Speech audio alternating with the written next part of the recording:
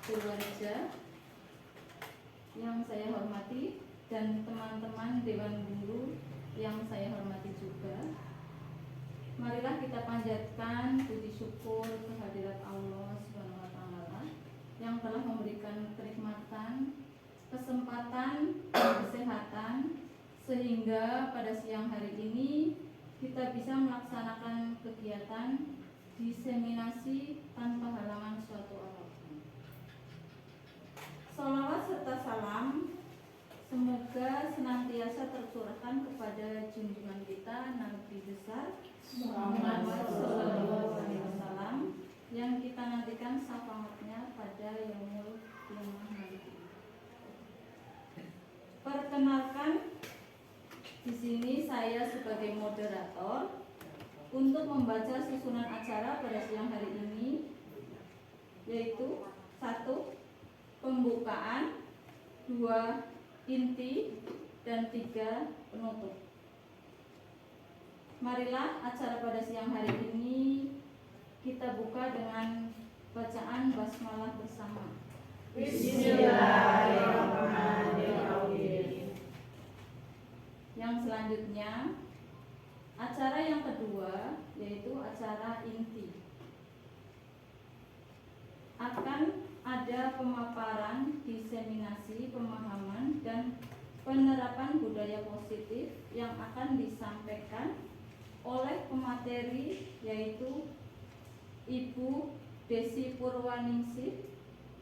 Kepada Ibu Desi kami persilahkan. Terima kasih atas waktunya Bu Yeni. Assalamualaikum warahmatullahi wabarakatuh. Waalaikumsalam warahmatullahi wabarakatuh. Pada terhormat Ibu Kepala Sekolah TK Pertiwi Purwareja dan teman-teman Dewan Guru TK dari TK 1 Kecamatan Purwareja Kelompok yang saya hormati pula. Sebelumnya saya ucapkan terima kasih atas kehadirannya pada kegiatan siang hari ini. Ibu-ibu sudah menyempatkan waktunya untuk hadir pada acara diseminasi pemahaman dan penerapan budaya positif yang merupakan salah satu tujuan dari kegiatan atau aksi nyata modul 1.4 pada program guru penggerak.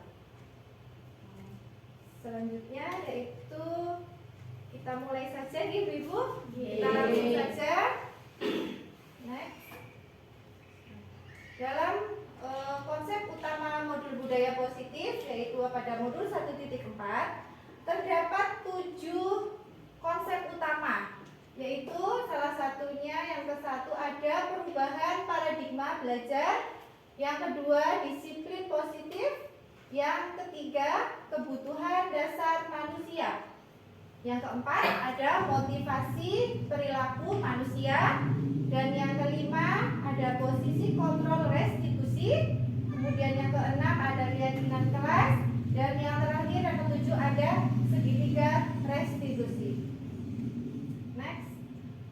Yang pertama yaitu konsep budaya positif yang pertama yaitu pembelajaran dengan paradigma baru. Pembelajaran dengan paradigma baru dirancang berdasarkan prinsip pembelajaran yang terdiferensiasi sehingga setiap siswa belajar sesuai dengan kebutuhan dari tahap perkembangannya untuk mewujudkan profil pelajar Pancasila. Sebelumnya profil pelajar Pancasila ada berapa dimensi Ibu-ibu? 6 apa ya? Betul sekali. Ada 6 dimensi. Bisa disebutkan Ibu-ibu? Yang diantaranya yang gotong royong. Gotong royong, betul. Apalagi ya Bu? Sebentar waktu masak. Ya, ada bernalar kritis Ibu. Oh iya iya. Yeah. Kemudian ada kreatif, ada mandiri, berkebinekaan global, dan yang terakhir ada beriman, bertakwa kepada Tuhan yang Maha Esa. Iya, itu ada 6 dimensi profil pelajar Pancasila. Iya. Nah, kita sebagai guru TK biasanya biar mudah mengingat biasanya membuat lagu ya Bu Ibu ya. Nah, dimensi profil pelajar Pancasila ini dapat kita buat atau dapat kita nyanyikan agar lebih mudah untuk menghafalnya Bu Ibu sekalian. Nyanyinya itu seperti ini Bu, dengan nada becak.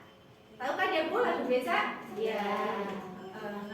Contohnya seperti ini.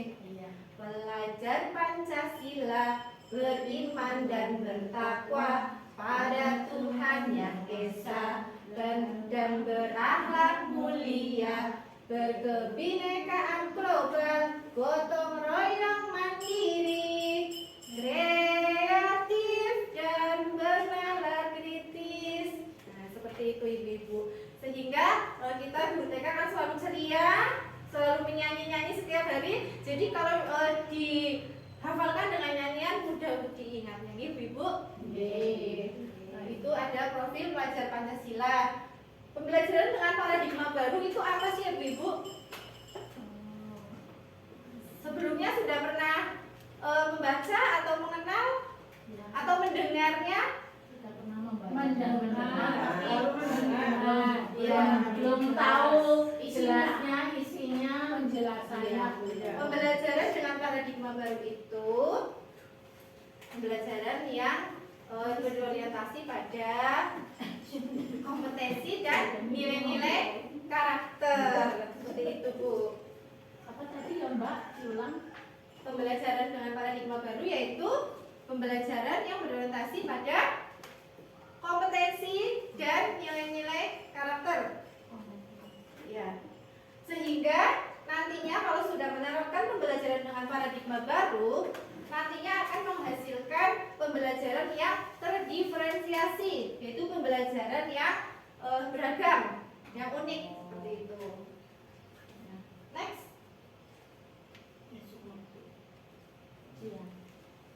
Yang kedua ada disiplin positif. Apa itu sih disiplin Ibu-ibu? Aturan. Terus? Tepat waktu. Kemudian? Ya, itu diantaranya ya. Disiplin itu ada aturan, ada tepat waktu. Next. Disiplin di sini merupakan makna disiplin dimaknai menjadi sesuatu yang dilakukan oleh seseorang kepada orang lain untuk mendapatkan kepatuhan. Kita cenderung menghubungkan kata disiplin dengan ketidaknyamanan. Ya, kenapa tidak nyaman, Ibu? Karena biasanya disiplin itu terikat, kemudian terpaksa. Iya. Jadi menimbulkan rasa ketidaknyamanan seperti itu. Nah, sebagai pendidik, tujuan kita adalah menciptakan anak-anak yang memiliki disiplin diri sehingga mereka bisa berperilaku dengan mengacu pada nilai-nilai kebajikan universal dan memiliki motivasi intrinsik bukan ekstrinsik. Ya. Motivasi intrinsik apa Ibu? Motivasi iya, betul sekali. Motivasi yang terdapat dari dalam diri sendiri. Sedangkan motivasi ekstrinsik merupakan motivasi yang timbul dari luar diri sendiri. Iya. Contohnya Ibu, misalnya berangkat ke sekolah. Ya, berangkat ke sekolah tepat waktu Ibu, karena akan menunjukkan sifat atau karakter disiplin. Ya. Nah, itu biasanya ibu-ibu terpaksa atau memang harus seperti itu? Motivasinya itu ekstrinsik atau intrinsik? Intrinsik harusnya. Iya, harusnya intrinsik ya, karena menyadari bahwa sebagai pendidik harus tanggung jawab terhadap murid-muridnya, karena murid-muridnya berhak mendapat hak untuk diajar, sehingga kita harus berangkat tepat waktu ya, dan timbul motivasi intrinsik, bukan karena saya kepingin berangkat tepat waktu karena supaya ingin mendapat pujian dari wali murid misalnya, atau saya berangkat kasih ingin mendapat hadiah dari ibu kepala. Nah, itu termasuk motivasi ekstrinsik, motivasi yang timbul dari luar, ya, dari luar.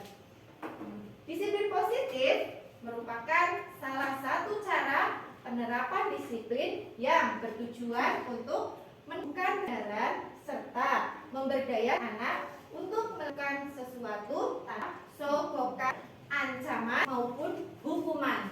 Nah, ini tadi Bu. Melakukan sesuatu tanpa sogokan berarti termasuk masih apa Ibu? Intrinsik atau ekstrinsik? Intrinsik, iya betul sekali. Yang motivasi intrinsik tanpa sogokan atau ancaman maupun hukuman atau maupun penghargaan. Next.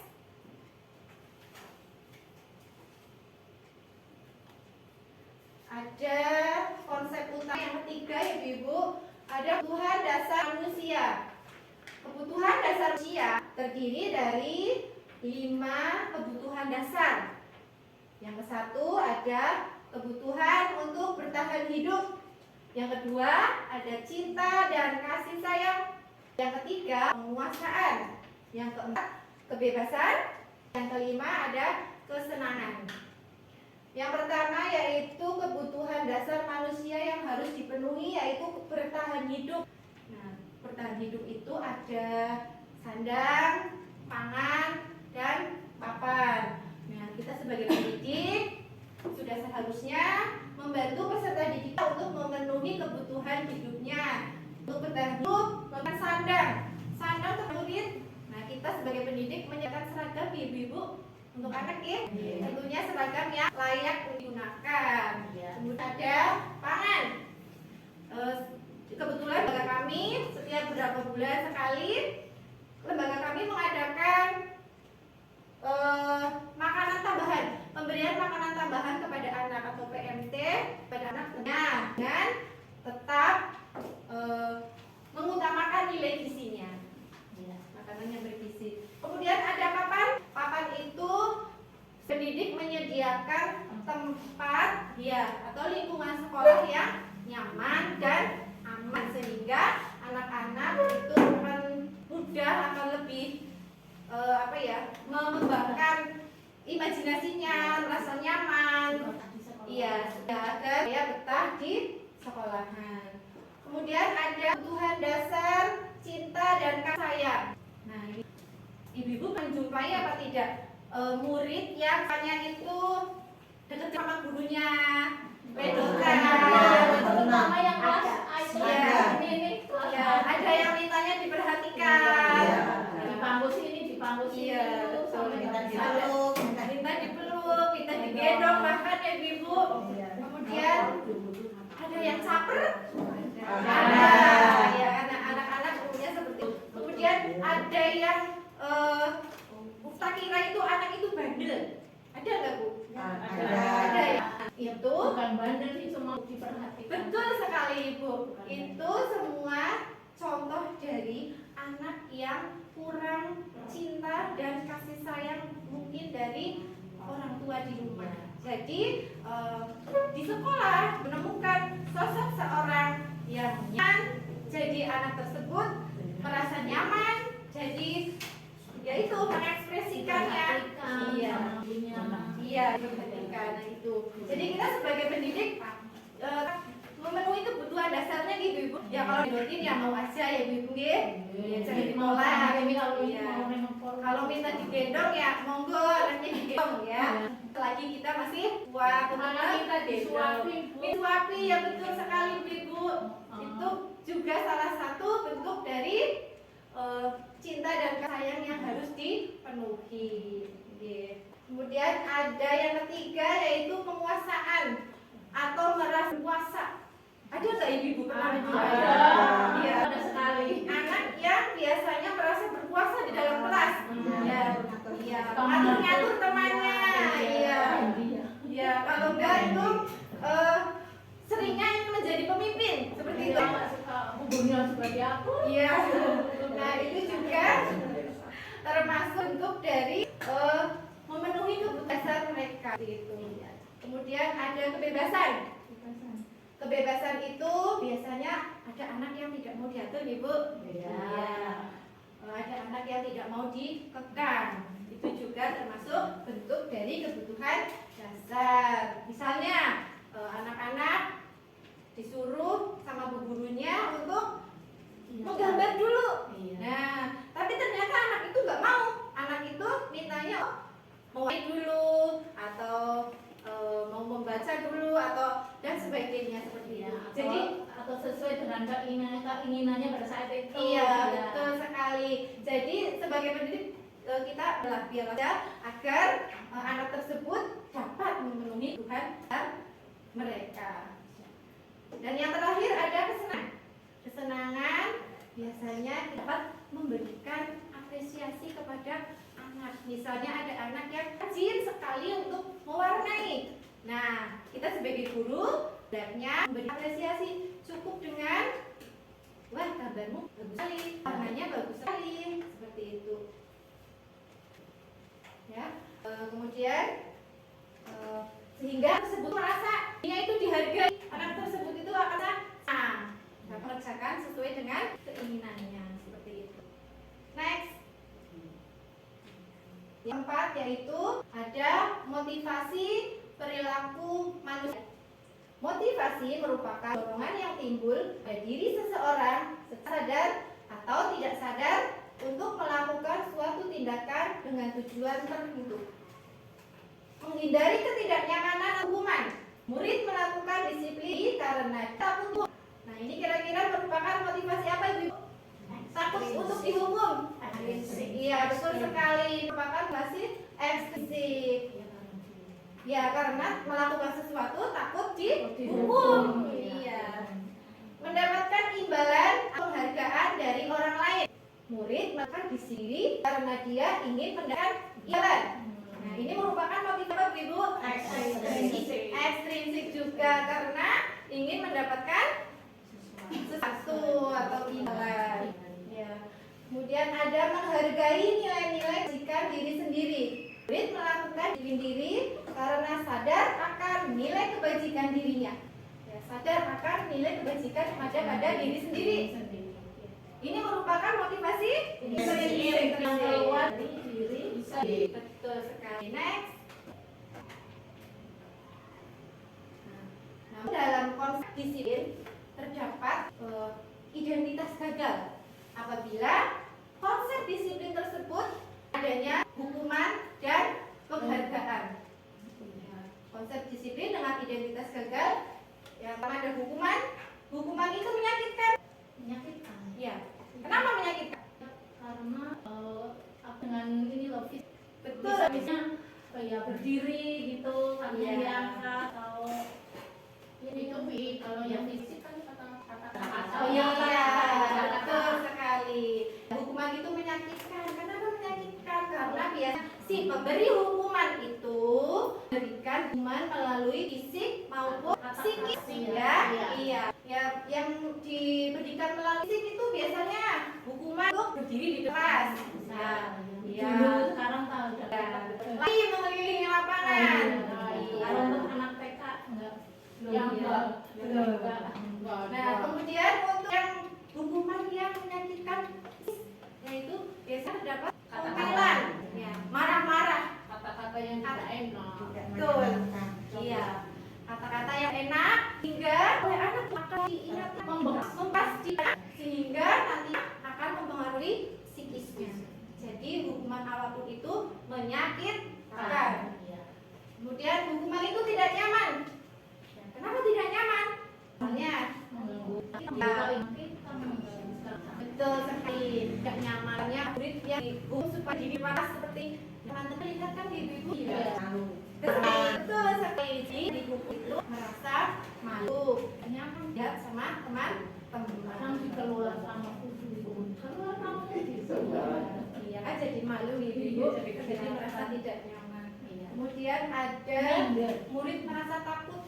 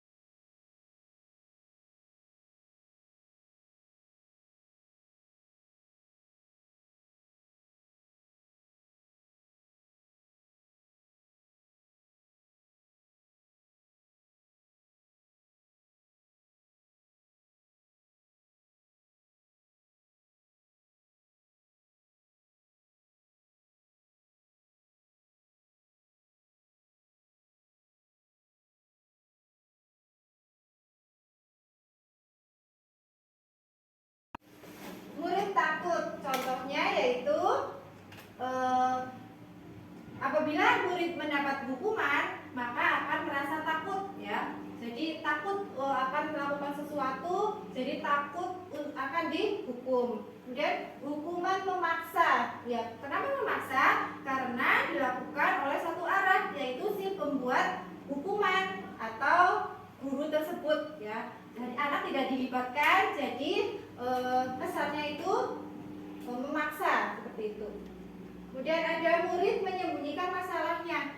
Ketika ada murid yang mempunyai masalah karena takut dihukum, maka murid tersebut akan diam saja, akan menyembunyikan masalahnya sendiri, sehingga anak tersebut itu cenderung tidak jujur, iya, atau berbohong seperti itu. Kemudian ada konsep disiplin dengan identitas gagal yang kedua yaitu penghargaan. Penghargaan tidak efektif. Maksudnya yaitu bagaimana, Bu? Ya, karena tidak membangun dan tidak menjadi anak yang mandiri apa ya? Iya, betul sekali. Penghargaan tidak efektif untuk dilakukan. Misalnya anak melakukan sesuatu karena ada imbalan, karena ada iming-iming. Iya. Jadi ketika tidak ada imbalan itu, anak akan berhenti untuk tidak melakukannya. Contohnya anak membawa bekal, nanti akan mendapat bintang. Nah, ketika bintang itu ditiadakan, maka anak tersebut besoknya tidak akan membawa bekal seperti itu. Kemudian penghargaan merusak hubungan. Maksudnya yaitu akan menimbulkan sifat iri apabila penghargaan tersebut dilakukan di depan teman-temannya. Ya, misalnya ada murid yang pandai atau gambarnya bagus. Nah, oleh bu guru diberi uang misalnya ya, uang 1.000 atau berapa untuk sebagai penghargaan. Diberikan di depan teman-temannya. Sehingga teman-teman yang tidak diberi uang, tidak diberi penghargaan tersebut akan merasa iri. Sehingga timbullah sifat iri, kecemburuan. Iya, betul sekali. Kemudian ada penghargaan mematikan kreativitas. Contohnya seperti ini, Bu. Misalnya ada murid yang hari ini menggambar ikan.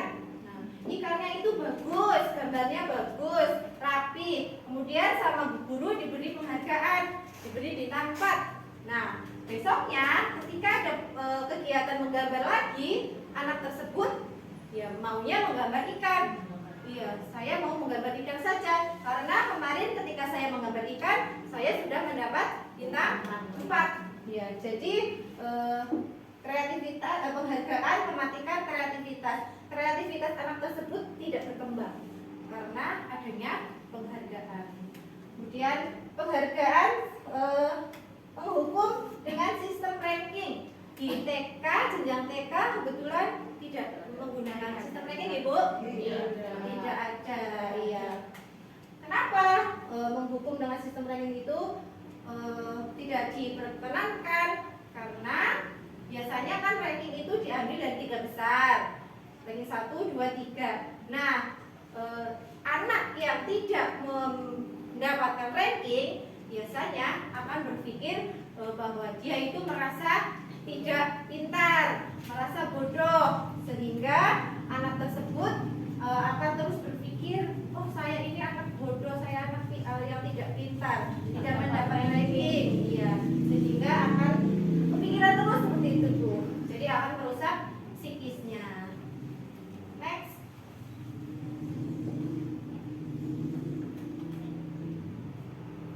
Selain ada konsep disiplin dengan identitas gagal, ada konsep disiplin dengan pendekatan restitusi.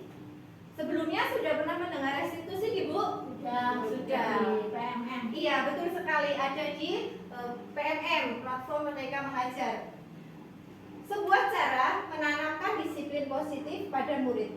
Pengenalan restitusi. Restitusi adalah proses menciptakan kondisi bagi murid untuk memperbaiki kesalahan mereka, sehingga mereka bisa kembali pada kelompok mereka dengan karakter yang lebih kuat menurut dosen 2004. Ciri-ciri restitusi bukan menebus kesalahan, namun belajar dari kesalahan. Ya, seperti tadi contohnya anak datang terlambat ke sekolah, ditanyakan, ya, kenapa? Pasti kan ada alasannya. Kenapa kok datang terlambat? Nah, sebagai guru, sebagai pendidik, hendaknya memberikan solusi dan menanyakan alasannya kenapa kok datang terlambat. Jadi besoknya anak tersebut itu tidak mengulanginya lagi.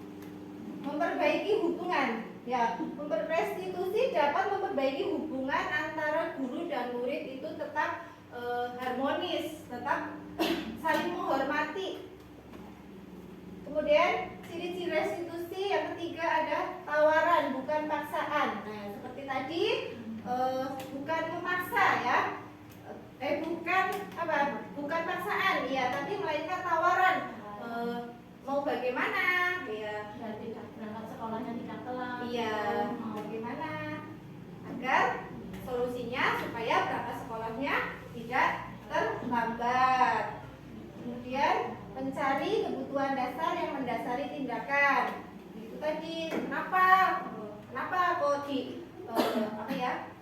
kenapa Datangnya telat, Iya. bangunnya kesiangan karena malamnya tidurnya kemalaman. Iya, betul sekali. Jadi ada alasannya, ya, Bu. Kemudian menguatkan dan fokus pada solusi. Nah, ini kita sebagai pendidik sehendaknya memberikan solusi, ya, tidak hanya menanyakan saja atau mengecek anak tersebut datang ke sekolah itu terlambat, ya. Jadi ditanyakan, kemudian kita memberikan solusinya seperti itu. Next. Ini ada perbedaan antara hukuman, konsekuensi, dan restitusi. Hukuman itu bersifat tidak terencana atau tiba-tiba. Ya, karena biasanya hukuman itu misalnya, ya, ada yang datang terlambat. Kamu datang terlambat, sekarang lari atau berdiri di depan kelas. Nah, itu kan bersifat terencana, bersifat tidak terencana atau tiba-tiba. Ya. Anak atau murid tidak tahu apa yang akan terjadi dan tidak dilibatkan. Yaitu tadi, anak tidak akan tahu karena sifatnya tiba-tiba. Kemudian hukuman bersifat satu arah. Maksudnya yaitu si pemberi hukuman itu memberikan hukumannya itu tidak melibatkan anak. Ya, jadi satu arah saja. Hukuman yang diberikan bisa berupa fisik maupun psikis. Ya, sudah tahu ya tadi, ya, Bu. Ya. Fisik yang bagaimana, psikis ya bagaimana. Iya, betul. Kemudian ada konsekuensi.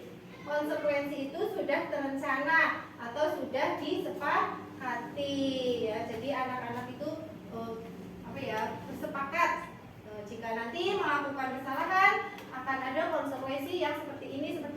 Ya. Jadi apabila murid sudah mengetahui sebelumnya konsekuensi yang akan diterima, murid tersebut sudah tahu apabila ada yang melanggar, sudah tahu konsekuensi yang akan diterima. Gitu. Kemudian ada restitusi, menanyakan keyakinan kelas untuk membantu murid menyelesaikan masalahnya. Terus lebih terbuka sehingga murid dapat menghormati dirinya dan orang lain, mencari solusi dari permasalahannya. Next. Ada konsep utama yang kelima, yaitu posisi kontrol restitusi.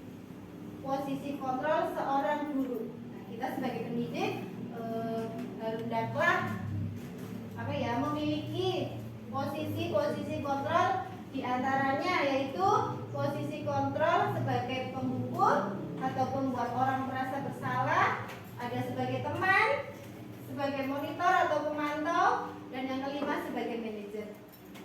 Posisi kontrol sebagai penghukum yaitu seorang penghukum bisa menggunakan hukuman fisik maupun verbal.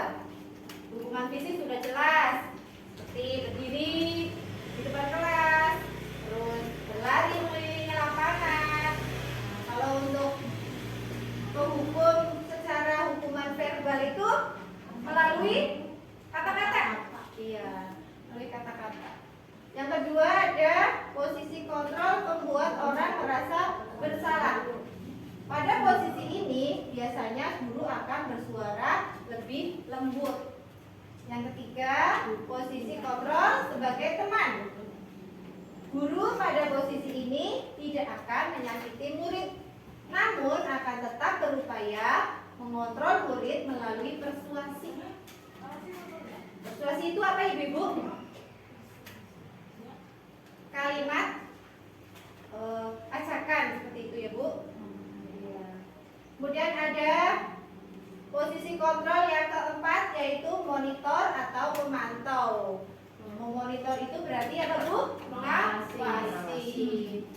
Posisi kontrol yang kelima yaitu manajer. Pada posisi terakhir ini yaitu manajer, posisi mentor di mana guru berbuat sesuatu bersama dengan murid, mempersilahkan murid mempertanggungjawabkan perilakunya, mendukung murid agar dapat melakukan atau memecahkan masalahnya sendiri, seperti itu. Next, ini ada contoh penerapan 5 posisi kontrol. Dengan kasus murid tidak membawa bekal. Nah, sebagai penghukum ada kalimat yang diucapkan seperti ini. Contohnya, patuhi aturan sekolah, sekarang berdiri di depan kelas. Nah, ini dengan nada yang keras, nada yang tinggi, dengan mata melotot. Nah, ini apabila seorang guru menerapkan posisi kontrol sebagai penghukum. Kemudian ada posisi kontrol sebagai pembuat merasa bersalah. Berapa kali Bu Guru harus bilang untuk membawa bekal? Bu Guru kecewa sama kamu. Nah ini jangan merasa bersalah. Iya, dengan ada suara yang memelas ya Bu, dan lebih santai. Kemudian ada posisi kontrol sebagai teman. Kalimat yang dapat diucapkan adalah, ayolah bawa bekal setiap hari, bikin Bu Guru bangga sama kalian ya. Itu nada suaranya lebih rileks ya, dengan ajakan, yaitu sebagai teman. Kemudian ada posisi kontrol sebagai pemantau. Kamu sudah melanggar, sekarang apa peraturan dan konsekuensinya? Itu Bu, sebagai pemantau itu nada suaranya itu lebih formal ya Bu, lebih rileks, lebih resmi, bukan lebih rileks, lebih resmi dan lebih formal. Kemudian ada posisi kontrol yang terakhir yaitu sebagai manajer. Apakah kamu tahu kesalahannya? Kira-kira bagaimana kamu akan memperbaiki kesalahan ini? Itu kalimat yang dapat diucapkan sebagai manajer, seperti itu. Jadi nada suaranya lebih apa Bu? Lebih enak, nyaman didengar. Ya, lebih nyaman dan lebih bersahabat juga. Terus lebih mengayomi resmi juga, mengayomi juga. Iya. Nah itulah tadi ada 5 posisi kontrol. Kira-kira ibu-ibu semua sudah menerapkan posisi kontrol yang mana ibu-ibu? Teman, dan manajer.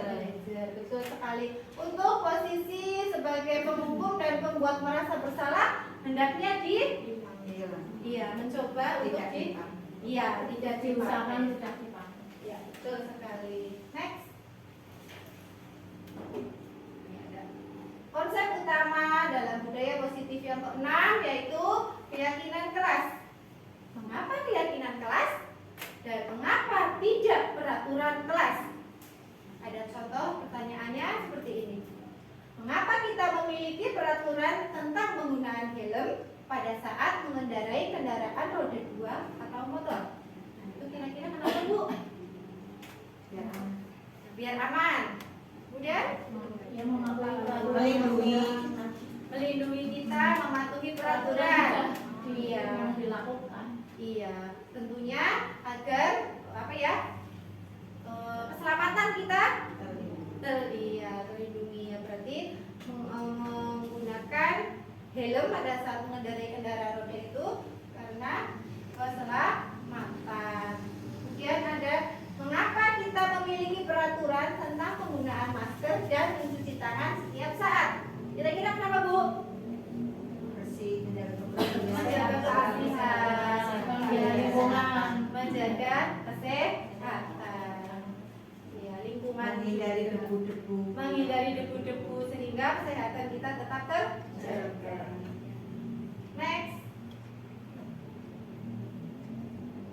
Nah, ini kegiatan membuat keyakinan kelas. Guru bersama siswa membuat keyakinan kelas.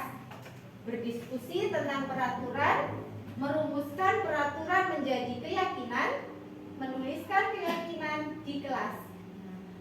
Ini jadi semua warga kelas itu, semua siswa harus dilibatkan, ya harus dilibatkan dalam membuat keyakinan kelas. Nah, kebetulan di lembaga kami di TK Pertiwi Purworejo, khususnya di kelompok B1 di kelas saya sudah mencoba merumuskan dan membuat keyakinan kelas dan menghasilkan rumusan keyakinan kelas, yaitu menyayangi teman, menghargai orang lain, menjaga kebersihan lingkungan kelas atau sekolah, mencuci tangan sebelum makan, dan membawa bekal setiap hari. Itu rumusan atau hasil dari kesepakatan atau keyakinan kelas yang sudah kami buat. Next. Nah, ini ada dokumentasi pada saat kami di kelas membuat keyakinan kelas. Ini dokumentasi ketika kami sedang berdiskusi tentang peraturan. Nah, ternyata ya ibu-ibu, di luar dugaan saya, anak-anak itu sangat semangat, sangat antusias sekali. Dari 17 siswa, kebetulan di kelas kami ada 17 anak, semuanya berpendapat dan menghasilkan 17 pendapat yang berbeda-beda. Tapi karena peraturan karena keyakinan kelas itu harus diringkas, maka dari 17 pendapat itu kami ringkas menjadi hasil atau rumusan yang tadi itu ya Bu. Ya. Ini ada kemudian ada kegiatan saat membuat kesepakatan. Nah, setelah anak-anak itu mengungkapkan pendapatnya masing-masing, nah kemudian anak-anak itu membuat kesepakatan itu seperti ini Bu. Anak-anak mengusulkan kalau bu guru, ayo kita berjanji. Nah, anak-anak bilangnya itu berjanji. Jadi anak itu seperti ini Bu lah, tandanya seperti ini kan, kalau zaman dulu kalau berjanji seperti ini ya Bu, kelingking dengan kelingking. Iya, itu bentuk dari kesepakatan katanya seperti itu. Next. Nah, setelah kesepakatan dibuat, kemudian anak-anak mengecap tangannya mereka masing-masing di lembar keyakinan kelas. Iya, tulisan sebelahnya keyakinan kelas, kemudian di sampingnya ada cap tangan mereka masing-masing. Nah, setelah dicap, anak-anak menuliskan namanya sendiri-sendiri di bawah telapak tangan mereka, dicap tangan mereka. Nah, itu sangat antusias sekali Bu Ibu. Next. Kemudian setelah ditulis namanya, mereka itu memasang keyakinan kelas itu mau dipasang di sebelah mana. Anak-anak itu sangat antusias sekali. Semuanya berpendapat. Nah, sehingga dipasanglah di dinding yang mudah untuk dilihat oleh anak-anak. Nah, kemudian mereka juga dilibatkan dalam kegiatan memasangnya. Nah, ada anak yang menurut saya itu sangat Bu, di luar dugaan saya. Anak tersebut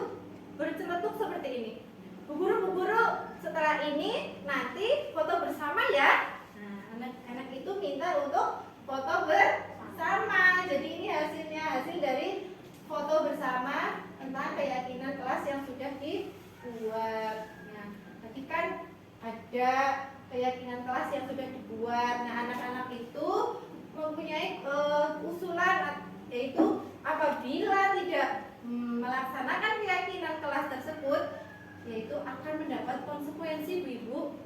Guru-guru kalau nanti tidak melaksanakan keyakinan kelas, didenda ya, didenda saja ya, didenda. Memangnya kalian punya uang, punya Bu Guru, punya. Anak-anak sangat antusias ya. Nah, ini kebetulan ada salah satu anak yang tidak membawa bekal.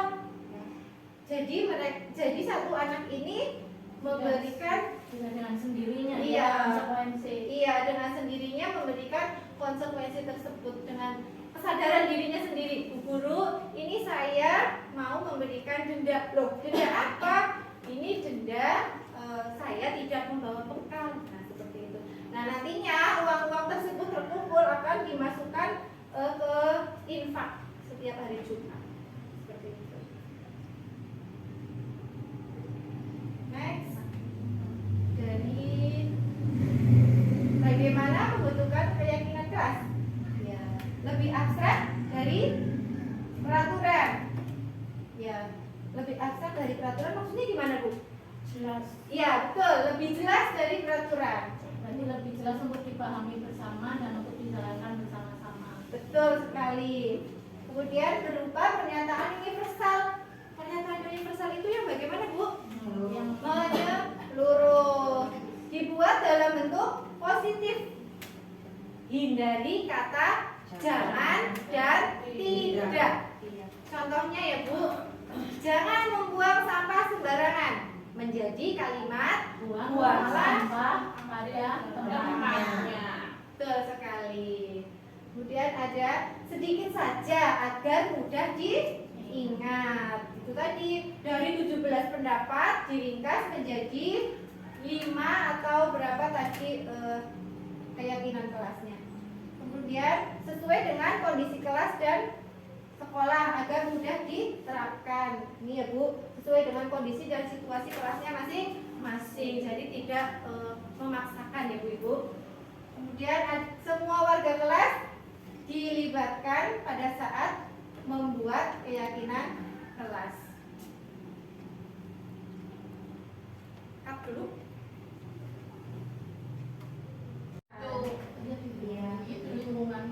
Dibuat dalam bentuk positif. Iya. Ya. Hindari kata jangan dan tidak. Misalnya, jangan membuang sampah sembarangan. Hindari kata jangan. Sebaiknya gimana, Bu? Sebaiknya di situ ada tempat sampah, tong sampah atau kandang sampah. Sebaiknya sampah dibuang di situ. Iya. Terus kalimat Buanglah positifnya bagaimana? Buanglah sampah pada tempatnya. Betul sekali. Oh, iya. Buanglah sampah pada tempatnya. Kalau tidak bisa nggak ditambahin kata tolong? Tolong dibuang. Ya, itu mungkin kalimat apa ya? Untuk antara kita dengan dia padanya. Iya, kalimat yang langsung. Yang ya. langsung, Iya, kalimat langsung antara kalimat dua arah antara saya dan orang lain atau guru dengan murid. Tapi untuk keyakinan kelas di sini yang nantinya akan dipajang, jadi menggunakan kalimat yang positif, yaitu tadi hindari kata jangan dan tidak. Berarti Tolongnya itu ketika langsung. Ketika Tolong iya, ya. ketika berinteraksi langsung. Iya. Kalau di kertas Kertas? disampaikan. Misalnya tadi jangan membuang sampah menjadi buanglah sampah pada tempat. pada tempat. Seperti itu. Buanglah sampah di tempatnya yang itu kertas Ya, ya. betul sekali. Kemudian ada selanjutnya pembentukan keyakinan selanjutnya yaitu sedikit saja agar mudah diingat. Yaitu tadi kan ada ya 17 pendapat Ibu, karena muridnya ada 17 pendapat itu diringkas ya. Kan ada yang mirip-mirip lah ya, Bu, diringkas. Misalnya ada yang jangan, kan pendapatnya anak itu biasa diawali dengan kata jangan. Jangan buang sampah sembarangan. Jangan melompati pagar. Jangan iya. Iya. Jangan berlari-lari. Jangan Iya. berenang pintu Diringkas. Iya. Iya. Iya, betul sekali. Tuh. Kemudian sesuai dengan kondisi kelas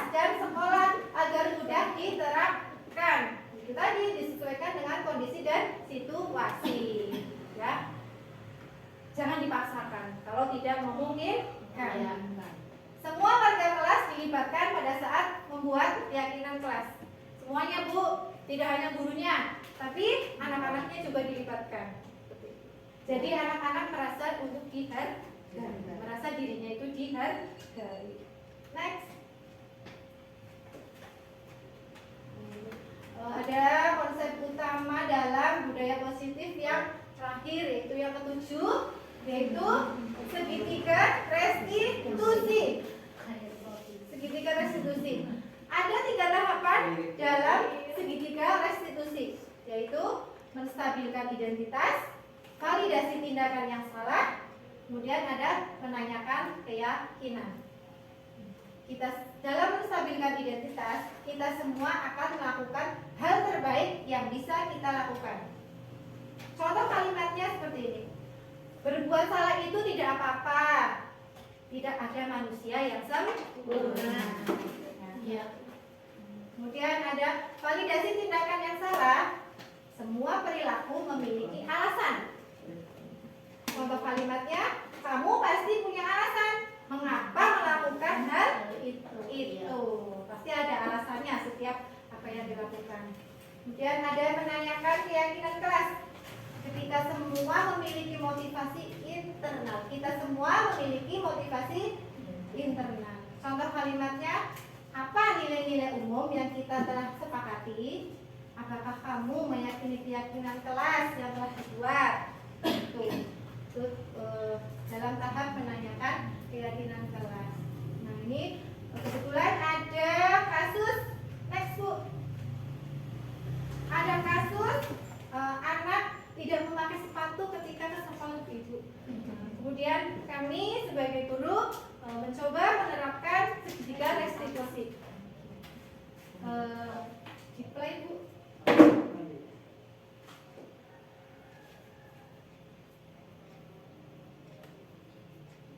Nggak bisa ya Bu? Mohon maaf ini karena ada gangguan jadi tidak bisa Intinya itu anak tidak memakai sepatu. Iya. Sebenarnya ini ada videonya Bu. Ketika anak datang terlambat ke sekolah, anak tersebut saya lihat anak tersebut tidak memakai sepatu. Nah, kemudian anak tersebut berjalan tapi dengan ekspresi yang merasa ketakutan seperti itu Bu.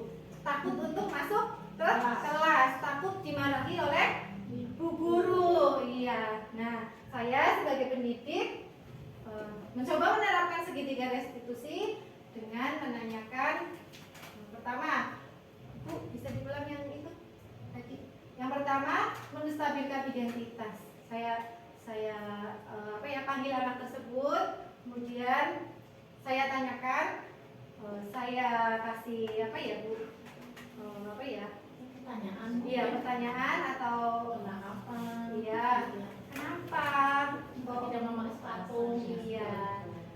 Berbuat salah itu tidak apa-apa, jangan takut. Tapi kebetulan namanya Mbak Gita. Tapi Mbak Gita itu pasti ada alasannya. Kenapa Mbak Gita tidak memakai sepatu? Nah, iya. Jadi anak itu tidak merasa Bu? Merasa disudutkan seperti itu. Nah, Takut sih. iya. Kemudian kan mereka anak tersebut menjawab, ya ada alasannya melakukan hal tersebut, tidak memakai sepatu. Alasannya yaitu iya betul sekali, alasannya itu sepatunya sedang dicuci belum kering. Nah itu validasi tindakan yang salah. Saya menanyakan kenapa alasannya tidak tidak memakai sepatu. Kemudian Mbak Gitanya menjawab. Kemudian saya menanyakan keyakinan. Mbak Gita tahu kan kalau tidak memakai sepatu itu termasuk tidak melaksanakan keyakinan kelas. Nah, Mbak Gita tahu nggak kalau Mbak Gita itu sudah tidak meyakini keyakinan kelas. Ya. Terus Mbak Gita besok mau bagaimana? Itu kan dijawab tuh. Iya saya tahu. Besok akan memakai sepatu itu karena anak itu menjawabnya seperti itu. Nah iya, terus kita sebagai guru hendaknya memberikan solusi. Besok kalau berangkat sekolah lagi Tapi pakai sepatu. Sepatunya dicucinya itu ketika Mbak Gita sedang libur ya. Jadi kalau mau berangkat sekolah sepatunya sudah kering. Kan kemarin hujan ya, jadi sepatunya basah. Oh Gitu, dijemur belum mulai hujan lagi. iya. Kalau hujan biasanya kan sepatu tidak hanya satu ya Bu. Sepatu ada banyak ya Bu, apalagi anak-anak. Ada yang warna pink, ada yang warna merah, ada yang warna biru, itu bisa dibuat. Nah, karena di Kalau dalam anak sekarang sepatunya banyak. iya betul sekali. Kan Jadi basah semua Bu Guru. Aku jaga Kok tiap hujan? hari. Di aku juga banyak Bu. Iya. Uangnya baca. Belum ada anak kecil saya ada satu. Sepatunya. Pakai sepatu. ya. Tibalah pada penghujung ya Bu, presentasi atau pemaparan yang saya sampaikan pada hari ini cukup sekian, dan apabila ada perkataan saya yang kurang berkenan di hati ibu-ibu semua, saya mengucapkan mohon maaf yang sebesar-besarnya. Di sini saya tidak bermaksud untuk menggurui ibu-ibu. Nah, di sini saya ingin melakukan sharing atau diskusi bersama. Terima kasih. Wassalamualaikum warahmatullahi wabarakatuh. Berikan aplaus.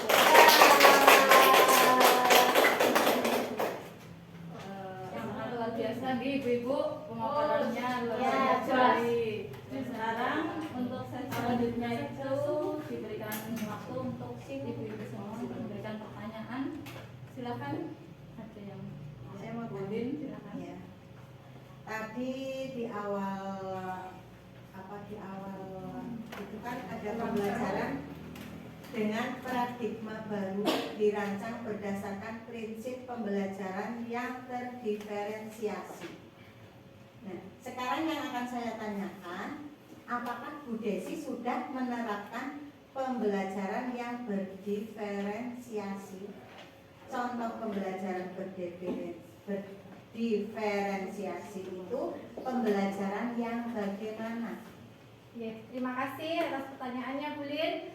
Saya akan mencoba menjawab. Insya Allah saya sudah mulai menerapkan pembelajaran dengan pembelajaran berdiferensiasi.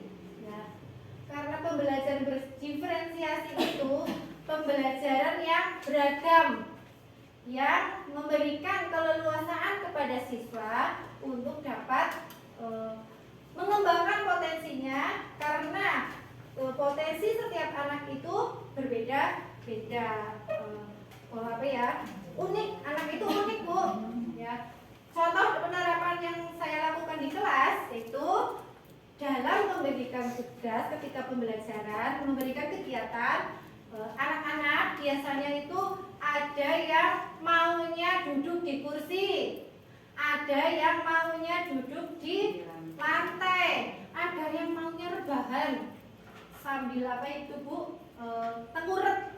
Ya, itu saya berikan keleluasaan kepada mereka, senyamannya mereka, agar mereka itu dapat lebih berkembang ya. Karena saya lihat cara belajar setiap anak itu unik dan berbeda-beda. Ada yang nyaman dengan duduk di kursi, silakan saya beri keleluasaan untuk duduk di kursi. Ada yang nyamannya, anak-anak ya Bu, ada yang nyamannya untuk sambil rebahan, sambil berkurang. Ya saya berikan keleluasaan kepada mereka seperti itu, agar mereka lebih berkembang dengan nyaman. Kalau posisinya sudah nyaman kan dapat itu ya Bu, berkembang ya, imajinasinya juga lebih berkembang. Seperti itu Bu Lin. Mohon izin untuk bertanya saya Bu Desi. Silakan Bu. Terkait keyakinan kelas, kenapa kok bukan peraturan kelas? Kenapa harus keyakinan kelas? Terkait dengan keyakinan kelas, kenapa kok bukan peraturan kelas, tetapi keyakinan kelas? Karena keyakinan kelas itu lebih memotivasi diri. Motivasi yang timbul itu motivasi intrinsik. ya. Jadi dalam melaksanakannya itu lebih semangat, lebih tergerak karena tidak ada paksaan seperti itu. Nah, kenapa bukan peraturan? Karena peraturan itu biasanya lebih memaksa, iya, lebih kaku ya Bu, lebih memaksa. Jadi sebaiknya kita menerapkannya itu keyakinan kelas. Seperti itu Bu. Terima kasih Bu Desi. Iya, sama-sama. Ini Bu Yulia, monggo. Maksud dari pembelajaran dengan paradigma baru itu pembelajaran yang bagaimana? Terima kasih pertanyaannya Bu Yulia. Pembelajaran dengan paradigma baru. Menurut saya, pembelajaran yang berorientasi kepada kompetensi dan nilai-nilai karakter profil pelajar Pancasila. Seperti itu. Itu pembelajaran paradigma baru. Nah, bagaimana contoh pembelajarannya? Nah, untuk sekarang kan kita sudah mulai melakukan apa ya Bu? IKM ya Bu, implementasi kurikulum merdeka yang menerapkan kegiatan project. Nah, iya, project P5. Ya, project profil pelajar Pancasila. Itu kegiatannya. Selain kompetensi yang didapat, ya, anak-anak juga dapat mengembangkan atau nilai-nilai karakter itu juga dapat diwujudkan melalui itu tadi kegiatan project P5 itu seperti itu. Pembelajaran yang seperti itu contohnya Bu. Terima kasih. Terima kasih Bu Yulia.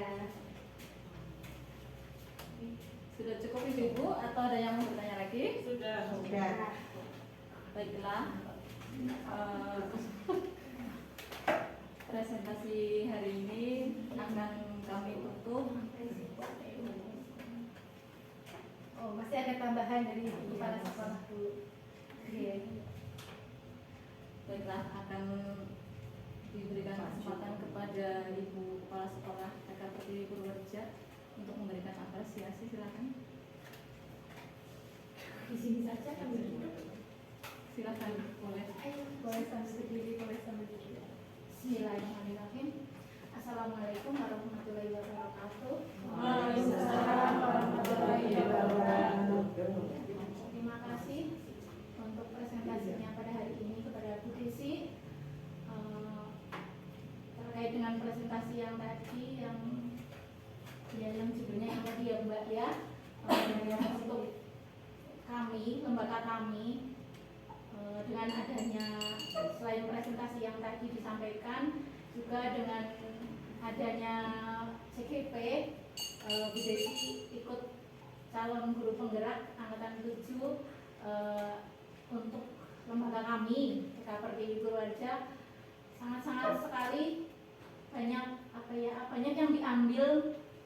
Selain manfaatnya, juga perubahan di dalam sekolah juga sudah sangat saya sendiri sebagai kepala sekolah saya melihat bahwa perubahan sekolahan gitu ya, ada begitu banyak perubahan, juga ada perubahan paradigma yang menyangkut dengan KM atau PNM, karena memang kami sedikit-sedikit juga sudah mempelajari.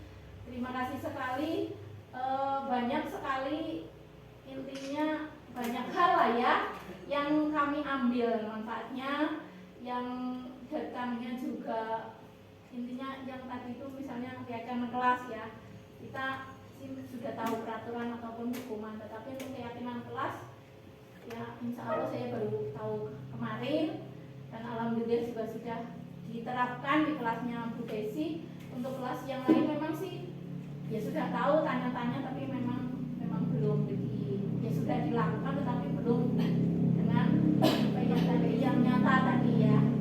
Terus yang lainnya dengan adanya CGP ini, alhamdulillah intinya TK Pertiwi Purworejo tetap mendapatkan banyak sekali kemajuan, mendapatkan banyak sekali ilmu, pemahaman yang memang kami belum tahu, juga beberapa hal baru yang mestinya kita harus ikut mengikuti hal baru itu, dan kita harus merubahnya dan ya paling tidak mengimplementasikannya begitu, mencoba untuk mengikutinya, dan yang itu yang kami yang mendapatkan manfaatnya. Untuk yang kepada Bu Desi, monggo untuk selalu belajar dengan lebih semangat lagi, lebih baik lagi, dan jangan lupa semangat, jangan patah semangat. Terus lagi jangan lupa ilmu sebarkan ke teman-teman, satu profesi, satu lembaga, teman sejawat. Begitu saja. Semoga sukses dan menjadi apa ya, teladan, contoh, acuan apa ya Bu? Karena guru penggerak, contoh menjadi contoh bagi kita motivasi kepada dia begitu Mbak ya. Terima kasih begitu Mbak, apresiasi dari saya. Assalamualaikum warahmatullahi wabarakatuh. Waalaikumsalam warahmatullahi wabarakatuh.